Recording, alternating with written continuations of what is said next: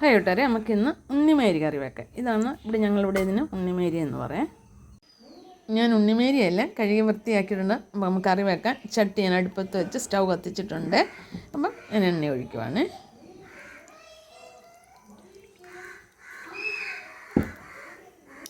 എണ്ണ ചൂടായിട്ടുണ്ട്. എന്നിട്ട് ഇഞ്ചിയും വെളുത്തുള്ളിയും ചതച്ചതാണ്, പിന്നെ കറിവേപ്പിലയുടെ ഇത് നമുക്ക് വഴറ്റിയെടുക്കാം.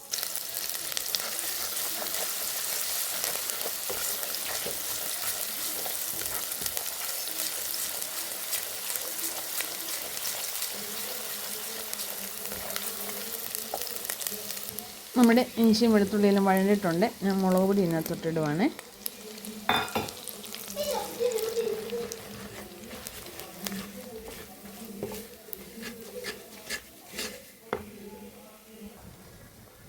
തോട്ടുപുളിയോടെ ഞാൻ മുളക് അരച്ച് മീൻകറി വെക്കുന്നതിന് മല്ലിപ്പൊടി ഇടത്തില്ല.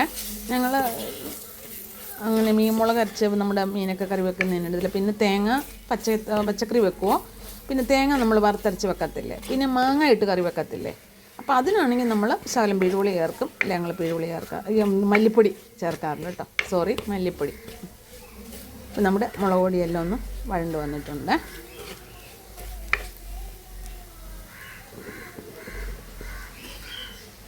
ലേശം വെള്ളം.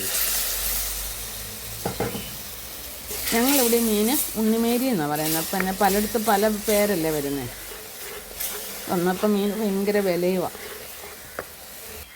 നമുക്ക് ആവശ്യമായ വെള്ളം ഒഴിക്കാം.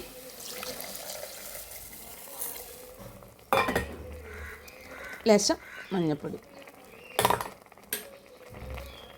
ഉലുവാപ്പൊടി. ഞങ്ങൾ മീൻ കറിക്ക് കായോടും കായപ്പൊടി നല്ല ടേസ്റ്റാണ്. കായപ്പൊടി ഇട്ട് മീൻ കറി വെക്കുമ്പോൾ ഒത്തിരി ആദ്യമൊക്കെ ഞാൻ ചെയ്യുമ്പോൾ എനിക്ക് ഒത്തിരി കുറ്റങ്ങൾ കേട്ടിട്ടുണ്ടായിരുന്നു. ഇപ്പോൾ കൂടുതലും പേരും അങ്ങനെ ചെയ്തിട്ട് എനിക്ക് പറയുന്നുണ്ട് നല്ല മീൻ കറിയാണെന്നൊക്കെ. നല്ല അഭിപ്രായങ്ങൾ എനിക്ക് കിട്ടുന്നുണ്ട്, മെസ്സേജ് ഇടുന്നുണ്ട്. ഒരു നല്ല മീൻ കറി നല്ല സൂപ്പറാണെന്നും പറഞ്ഞുകൊണ്ട് സോറി എന്ന് വരെ പറഞ്ഞിട്ടുള്ളവരുണ്ട്. ഞാൻ തിളച്ച് വരട്ടെ. ആശ്വായ പൂടങ്ങ്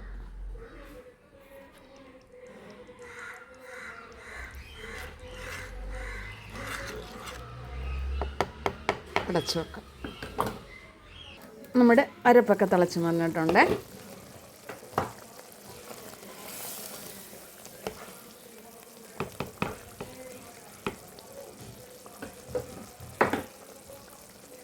നമുക്ക് മീൻ കഷ്ണം പെറുക്കിയിടാം.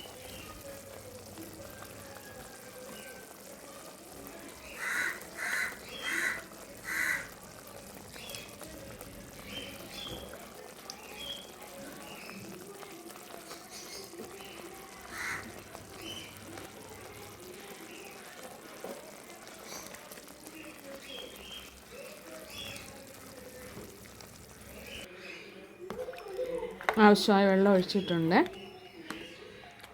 എല്ലാവരും മീൻ കറി വെക്കല്ല, നല്ല സൂപ്പർ മീൻ കറിയൊക്കെ എല്ലാവരും വെക്കുന്ന അല്ലേ.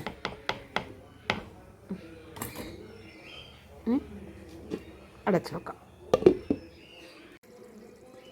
നമ്മുടെ മീൻ കറി റെഡിയായിട്ടുണ്ട്.